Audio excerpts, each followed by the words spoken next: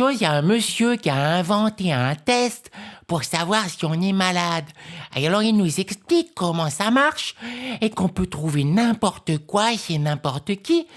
Mais alors maintenant on dit c'est pas vrai. Je voudrais demander ceci à Kerry.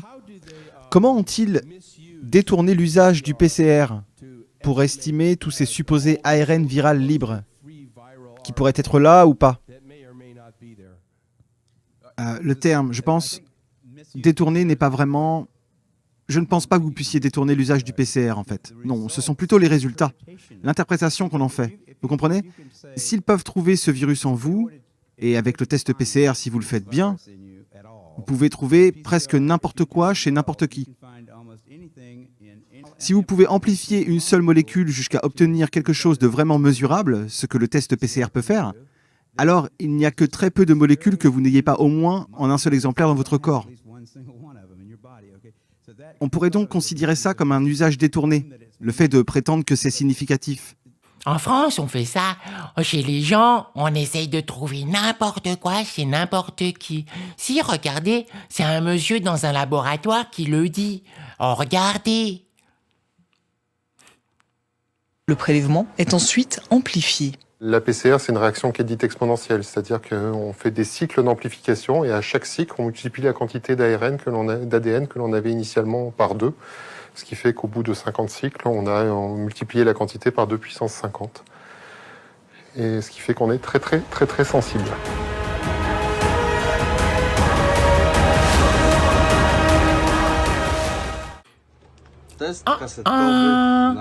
Qu'est-ce qu'il fait le monsieur?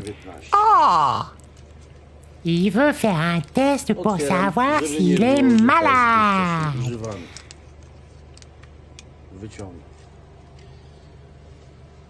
Teraz pobieram materiał do badań. Jest to zwyczajny sok.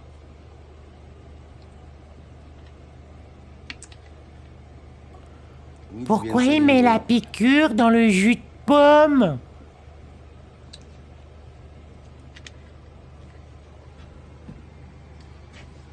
Zakraplamy do jednego. C'est pas le jus de pomme qui doit faire le test. Ça va pas marcher. De toute façon, c'est pas... Oh ben si, ça marche. Oh... Mais qu'est-ce qui se passe? Oh là là! Un jus de pomme qui est malade! Oh! Mais alors? Il serait pas un peu complotiste, ce jus de pomme? Oh, le monsieur il dit que les gens ils sont stupides. Ah! Monsieur le président de la Tanzanie. Oh, lui, il a fait le test avec la papaye. Hein? Il dit la papaye est positive? Elle est malade?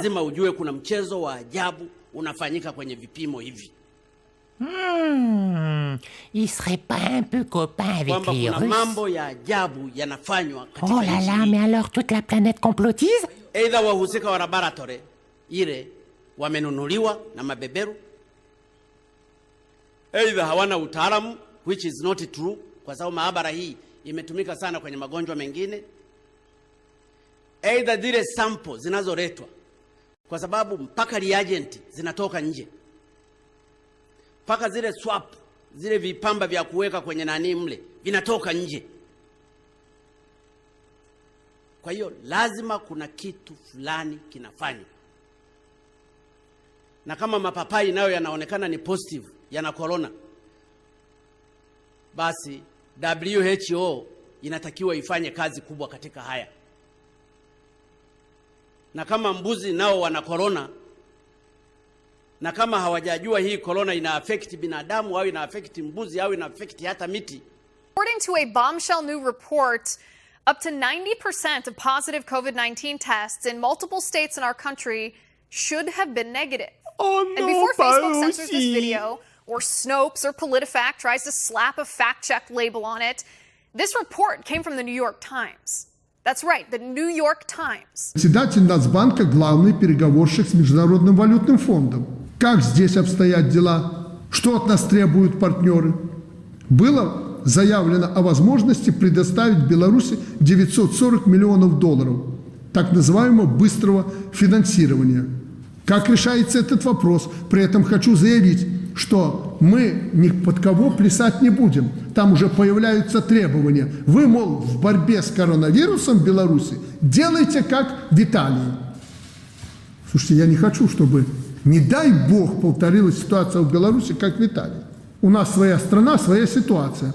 Уже Всемирный банк готов нас профинансировать в 10 раз больше, чем предлагал, за то, что мы эффективно боремся с этой болезнью. Даже опыт запросил у Минздрава. А МВФ продолжает требовать от нас: вы давайте изоляцию, давайте карантин, давайте комендантский час. Слушайте, что за глупость? Je vais hier après-midi faire mon test comme il se doit pour pouvoir me faire opérer lundi. Et vous pourrez regarder que sur ce test, mes 3 gènes sont positifs. Donc, je me dis mince, je ne vais pas pouvoir me faire opérer.